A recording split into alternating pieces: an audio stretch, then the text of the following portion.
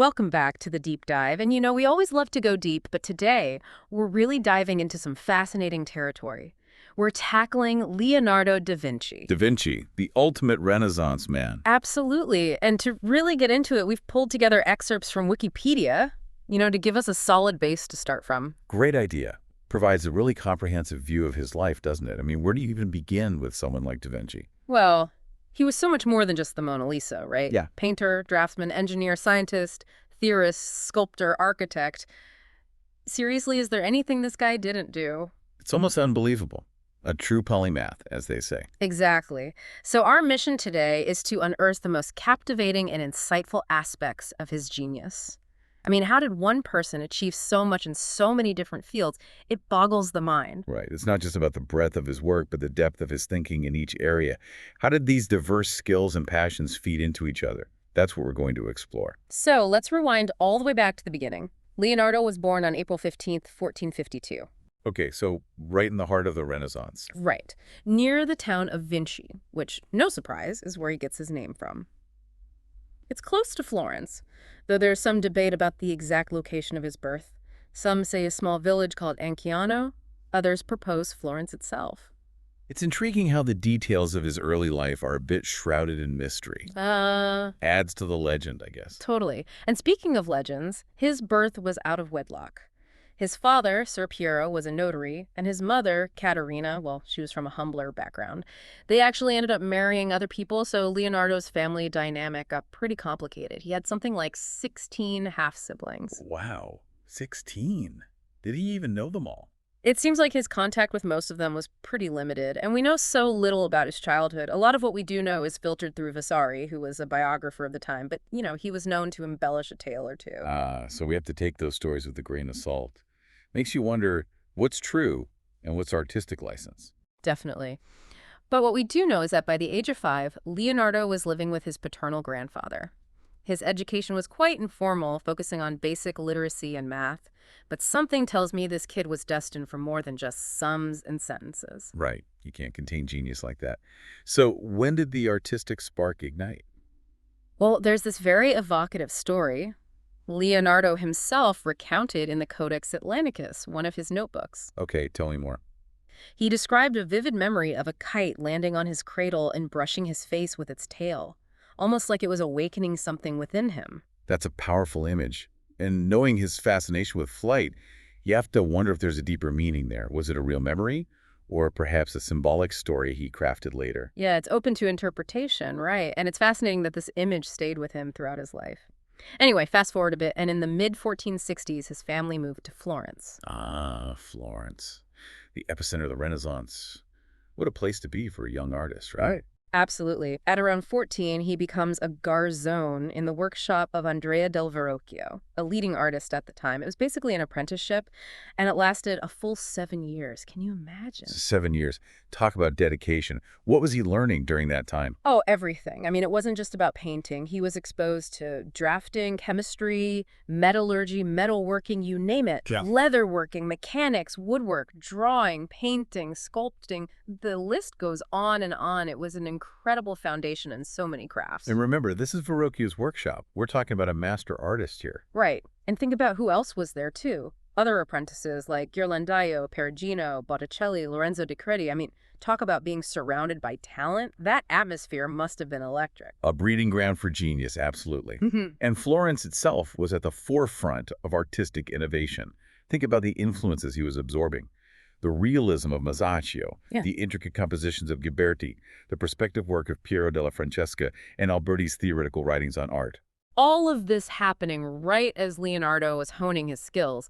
And you can see these influences, can't you, in his early work? Definitely. And there's that famous collaboration with Verrocchio on the baptism of Christ. Oh, yes. The story goes that Leonardo painted the angel holding Jesus's robe so beautifully, so lifelike, that Verrocchio was basically like, I'm done. This kid's got it. That's a great story, though I wonder how much of it is true. But even if it's embellished, there's no doubt that Leonardo's contributions to that painting were significant. He was one of the pioneers of using oil paint, which allowed for incredible detail and luminosity that was hard to achieve with the traditional tempera. Absolutely. And there's even speculation that he might have modeled for some of Verrocchio's other works, like the Statue of David and the painting Tobias and the Angel. It's amazing to think about those early connections. It really is. And then there's that other fantastic anecdote about Leonardo as a young artist, the one about the shield. Oh, right. The monster shield. Exactly. Vasari tells this story about how a local peasant asked Leonardo's father to find someone to paint a design on a round shield.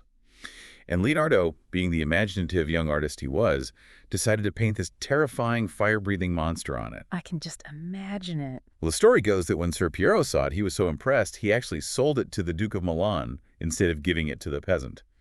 A shrewd businessman, that Ser Piero. Well, he recognized talent when he saw it, and that sale must have been a nice little bonus. Definitely. But beyond the financial gain, it shows Leonardo's early ability to create such powerful, impactful imagery. I mean, a fire-breathing monster on a shield. Talk about grabbing your attention. Absolutely. So by 1472, when he's just 20, Leonardo has achieved the rank of master in the Guild of St. Luke. He could have easily just coasted along, but he continued to work with Verrocchio and really push himself creatively.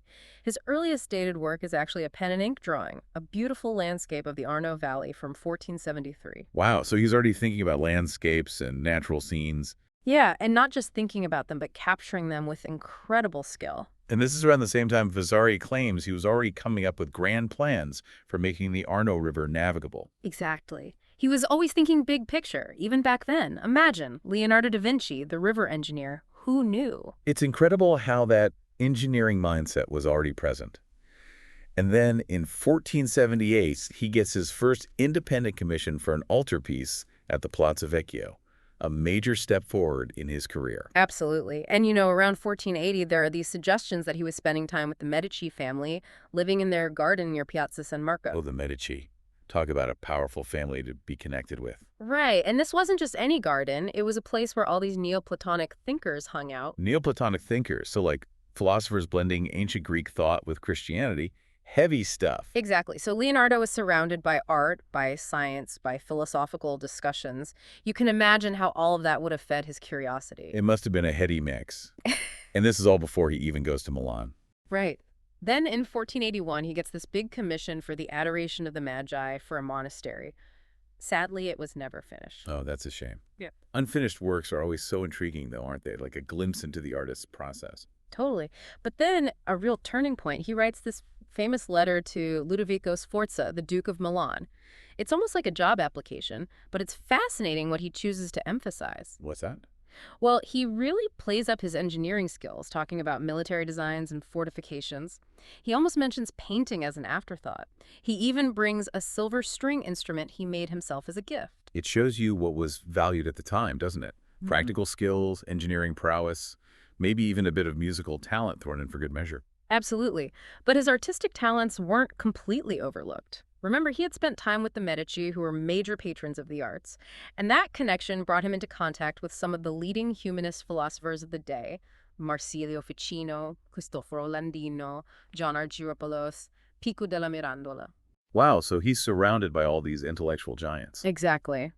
This immersion in humanist thought, with its focus on human potential and learning from the ancients, clearly had a big impact on him. And eventually, in 1482, Lorenzo de' Medici sends him to Milan, officially as an ambassador, but probably also as a way to show off Leonardo's talents to the Milanese court. A brilliant move by the Medici. It's like they knew they couldn't contain him in Florence. And this kicks off his first Milanese period, which is incredibly productive, right? Oh, yeah. It lasts from around 1482 to 1499, and it's during this time he creates some of his most iconic works, including Virgin of the Rocks and, of course, The Last Supper. The Last Supper, arguably one of the most famous and influential paintings of all time, and sadly, one of the most fragile. Right, because of his experimental technique. Instead of using the traditional fresco method, he tried a different approach, using tempera on a gesso ground. It makes sense, in a way, Yeah. right? It allowed him to achieve much finer detail and he could work more slowly. But unfortunately, it made the painting very susceptible to moisture damage. Yeah, it's a real shame, this incredible masterpiece, constantly battling against time. It just goes to show, even geniuses make mistakes. Right. But let's not forget, he was also working on other projects at this time, traveling to Hungary in 1485, commissioned by King Matthias Corvinus to paint a Madonna, though that work is lost. And in 1490, he was even consulted on the construction of Pavia Cathedral. And get this, he was fascinated by this ancient Roman equestrian statue there, the Regisol. He made tons of detailed sketches of it. Always studying, always learning, always observing.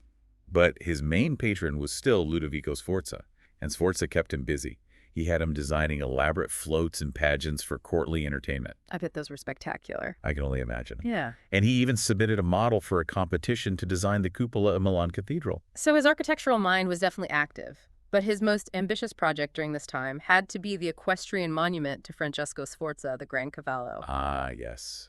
The giant horse. I remember seeing a replica of that. It was massive. Imagine it in bronze. Sadly, it was never cast. The bronze intended for it ended up being used for cannons. Wars, they tend to get in the way of artistic endeavors. A classic tale of art versus practicality. Yeah. But he did complete a full-scale clay model of the horse, which is a feat in itself. Absolutely. And we can't forget about the Sala dell'As in the Sforza Castle.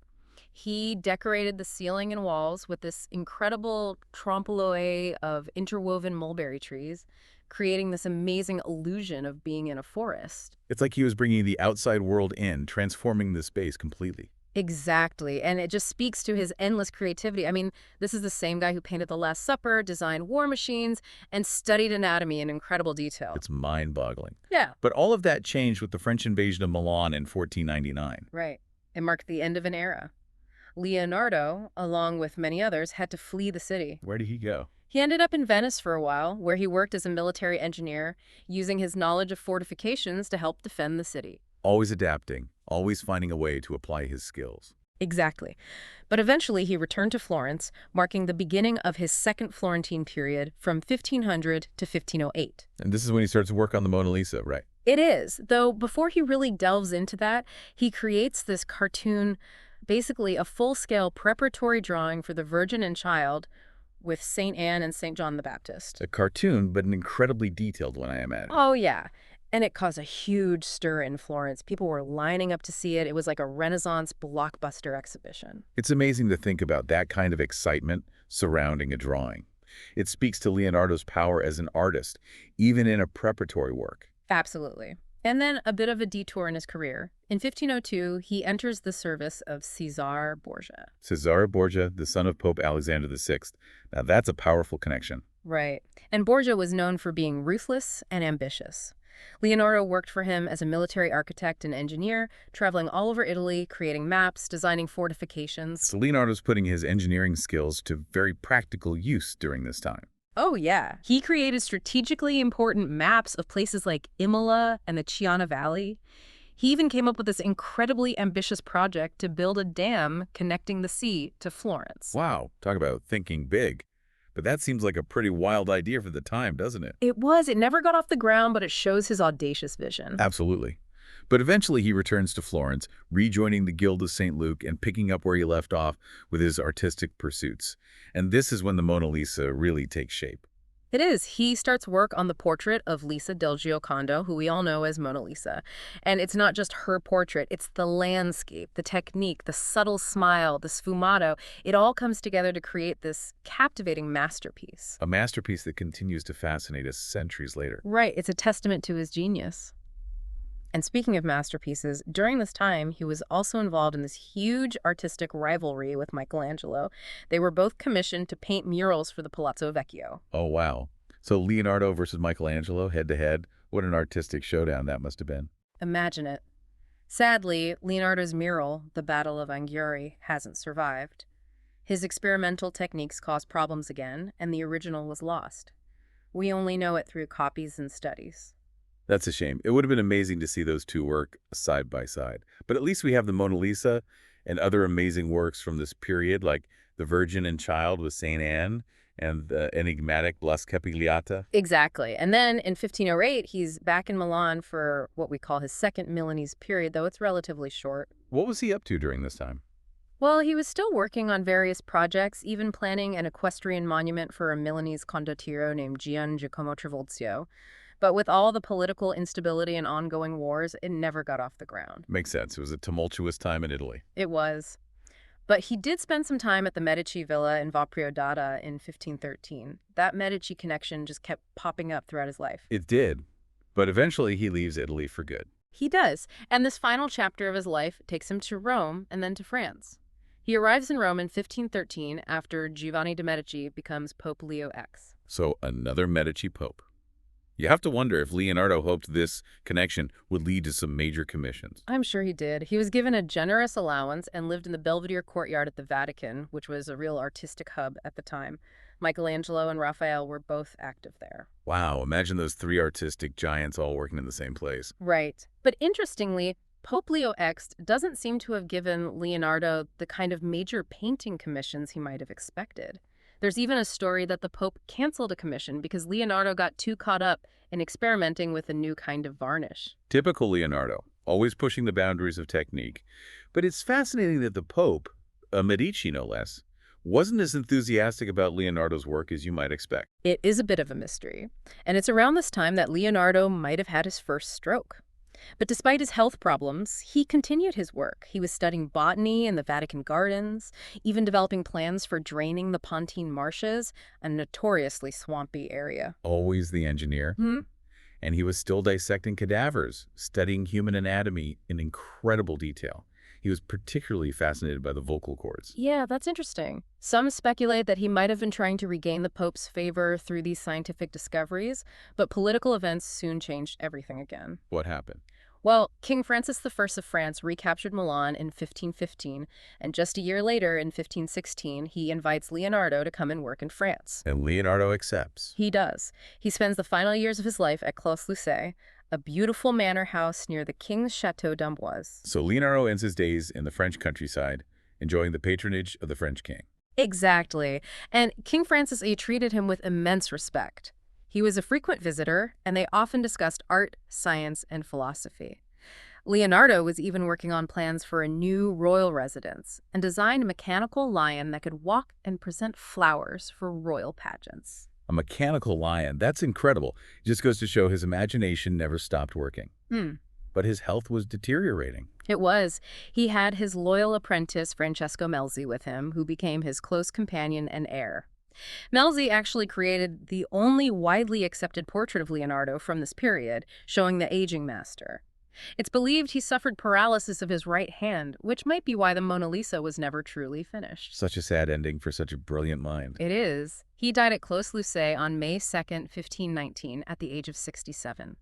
Vasari tells this very dramatic story about Leonardo making a confession on his deathbed, with King Francis I holding his head. It's a powerful image, but probably more legend than fact. Still, it shows the respect the king had for him. Absolutely. His funeral was quite an event, with 60 beggars following his casket, as he had requested in his will.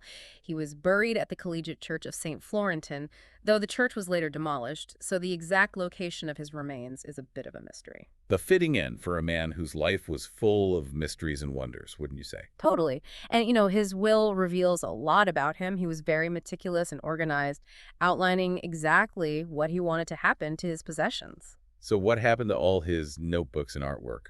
Well, most of it went to Francesco Melzi, his devoted apprentice. He inherited all of Leonardo's paintings, drawings, notebooks, and even his studio equipment. What a legacy to receive. Melzi must have felt a huge responsibility to care for all that material. He did. He recognized the importance of it and intended to publish Leonardo's writings, but the sheer volume of material was just overwhelming. And remember, most of it is written in mirror script. Plus, Leonardo used all sorts of shorthand and symbols. Exactly. Deciphering those notebooks has been a major undertaking for scholars over the centuries. It makes you appreciate the dedication of those researchers who have pieced together his thoughts and ideas. But going back to Leonardo's personal life, it's remarkable how little he actually reveals about himself in those notebooks. Right. He was so focused on his observations of the world around him that he rarely delved into his personal feelings or relationships. But Vasari, he provides some clues. What does Vasari say? Well, he described Leonardo as being incredibly handsome and graceful. He also mentions his love for animals. He was known to buy caged birds just to set them free. Some even think he might have been a vegetarian. And that's interesting. A compassionate side to the genius. It does add another layer to his personality. He was friends with some of the most brilliant minds of the time, like Luca Pacioli, the mathematician. They even collaborated on a book called Divina Proporzione. Ah, so he was connecting with other intellectuals and sharing his knowledge. Absolutely. And he had relationships with women, of course.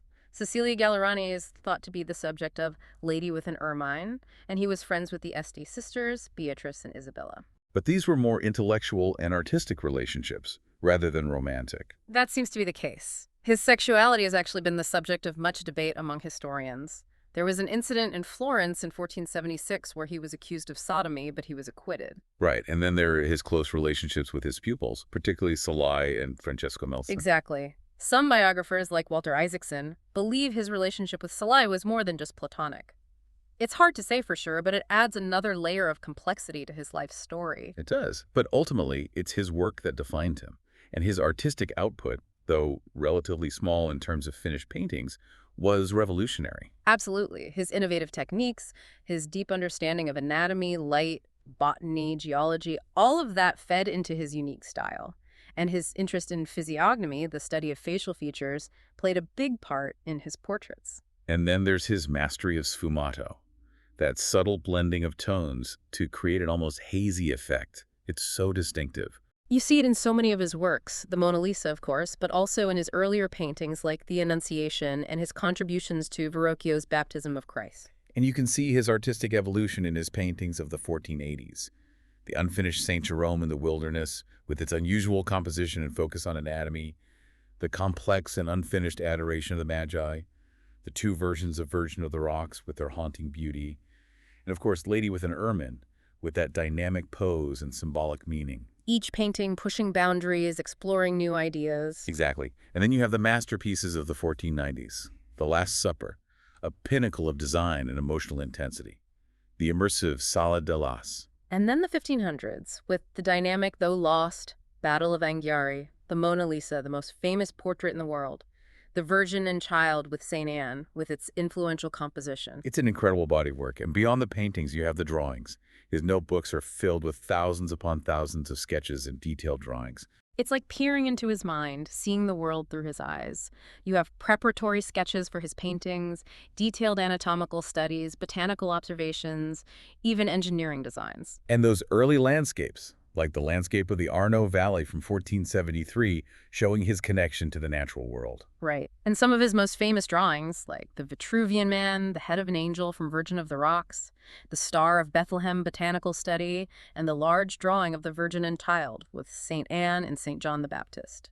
And we can't forget his caricatures, often contrasting beautiful young men, some possibly based on Salai, with grotesque or powerful figures. His drapery studies are also incredible, showing how meticulously he observed the way fabric folds and drapes. It's like every detail mattered to him. And speaking of details, those journals and notes of his, what an incredible treasure trove. Around 13,000 pages of his thoughts, observations, and ideas. It's like this massive jigsaw puzzle of his mind, blending his art with his scientific investigations, with everyday musings, everything from grocery lists to theories of flight. I love that. He's a genius, but he's also human. Absolutely. And those notebooks were entrusted to Francesco Melzi, who hoped to publish them. But it was a monumental task, and sadly, after Melzi's death, the collection was dispersed. So they're scattered all over the world now. They are, and the fact that most of it is in mirror script makes it even more challenging for researchers to decipher. Talk about a code to crack. But even with all these challenges, we've learned so much from those notebooks. We see his scientific mind at work. Absolutely. His approach to science was unique. He was a keen observer, emphasizing detailed descriptions over rigid experimentation. He didn't have a formal education in Latin or advanced math, but he was self-taught. He even learned Latin later in life. Always learning, always pushing himself. Exactly. And he studied mathematics with Luca Pacioli. His drawings were even included in Pacioli's book Divina Proporzione. So he's contributing to the advancement of math as well. He was. And he studied light on Monte Rosa, and his writings on fossils were surprisingly advanced for the time. He planned all sorts of treatises on anatomy, mechanics, and painting, though many were unfinished. And parts of his thoughts on painting were later published as a treatise on painting. Right, which had a big influence on French academic thought. The historian Fritjof Capra actually argued that Leonardo's scientific approach was unique in its integration of art and his holistic understanding of nature. He saw the interconnectedness of things, didn't he? He did, and his anatomical studies are a perfect example of that. I mean, he was dissecting human bodies, which was still pretty controversial at the time, but he was determined to understand how the human machine worked. It's pretty remarkable that he was able to do that. He must have had some powerful connections to get permission for those dissections. He did, and he collaborated with a physician named Marcantonio della Torre. He produced hundreds of incredibly detailed anatomical drawings and thousands of words of notes. What a body of work. Yeah. What did he focus on? Everything. The skeleton, muscles, the vascular system, internal organs, even the fetus in utero. He was way ahead of his time in terms of anatomical accuracy and detail. It's amazing to think that he was doing this in the late 15th and early 16th centuries. I know. And he was interested in biomechanics, the way the body moves and how age and emotion affect the body. He even challenged the prevailing theories about the four humors being the source of emotions. He was always questioning, always digging deeper. And his engineering skills were just as impressive. He was obsessed with machines, designing all sorts of contraptions. He had this famous letter to Ludovico Sforza where he boasted about his skills in designing war machines and fortifications. Practical skills for a powerful patron. Right, but he also designed things like movable barricades for Venice, and he had schemes for diverting the Arno River and plans for canalization. Always trying to solve problems to improve things. Exactly. And then there is his musical instrument, the mechanical knight, pumps, cranks, mortar shells. He even envisioned a steam cannon. A steam cannon. Wow. I know. And of course, his lifelong fascination with flight. He filled notebooks with observations of birds and designs for flying machines. His codex on the flight of birds is legendary. It is. And he designed ornithopters, machines with flapping wings, and a helical rotor, which is basically a precursor to the helicopter. It's incredible how prescient some of his ideas were. Totally. And modern reconstructions of his parachute and crossbow designs have actually proven successful. While some of his inventions had earlier prototypes, his real genius was in combining ideas, illustrating their utility, and exploring their potential applications. And he was the first to actually state the laws of sliding friction, though his findings weren't published until much later. Exactly. So wrapping it all up, I mean, where do we even begin to summarize Leonardo da Vinci's legacy? He really embodies the ideal of the Renaissance man, the universal genius. A true polymath, with an unquenchable thirst for knowledge and boundless creativity. Exactly. He was famous in his own lifetime, and that fascination with him has only grown over the centuries. It's reflected in all the tributes and biographies that have been written about him, and in the collections dedicated to his work. The Elmer Belt Library of Vinciana at UCLA, the Leonardo Museum in Vinci, they're all testaments to his enduring impact. Absolutely. And recent biographies, like Walter Isaacson's, have really emphasized his vibrant personality and his joy in discovery. The Louvre's recent exhibition was a major event, showcasing the breadth of his genius. It was. And his most famous works, the Mona Lisa, the Last Supper, the Vitruvian Man, they've become cultural icons, instantly recognizable all over the world. And even his family history is still being explored. Recent genetic genealogy research actually identified 14 living male relatives of his. Amazing. It's like his story is still unfolding, even now. Speaking of unfolding stories, what about the mystery of his final resting place? Right. He was buried in the Collegiate Church of St. Florentin in Amboise, but the church was demolished during the French Revolution, so the exact location of his remains is unclear. But there was an excavation in 1863, right? There was. They found a partially complete skeleton, a bronze ring, some white hair, and stone fragments with partial inscriptions. The age of the skull was consistent with Leonardo's. They even found a silver shield of Francis I. So it seems likely they found him. It does. But there was some debate about the size of the skull and the estimated height of the skeleton. The skull was eventually reinterred in the chapel of Saint-Hubert at the Château d'Amboise, where a plaque marks the presumed site of his burial. And there's a theory that his right arm was folded across his chest because of the paralysis he suffered. Right. And in 2016, there were plans for DNA testing on the remains, comparing them to material from his works and descendants of his half-brother. So potentially even more clues to uncover. And get this, in 2019, it was revealed that the historian who oversaw the 1863 excavation had secretly kept the ring and some of the hair. They're now on display in a museum in Vinci. It's like a real-life Da Vinci Code. It really is. But I guess that sense of mystery is fitting, considering the enigmatic nature of the man himself. It is. So as we end this deep dive, it's clear that Leonardo da Vinci's legacy is vast and multifaceted. He was an artist, a scientist, an engineer, an inventor, and so much more. A true visionary whose insatiable curiosity and boundless imagination continue to inspire us centuries later. Absolutely. And we've uncovered some fascinating details along the way: his early engineering ideas, his groundbreaking anatomical studies, the mystery surrounding his remains, that captivating anecdote about the kite and the cradle. It's been an incredible journey through his life and work. It has, and it leaves us with a final thought to ponder. Given Leonardo's insatiable curiosity and the limitations of scientific understanding during his time, what fields of modern knowledge do you think?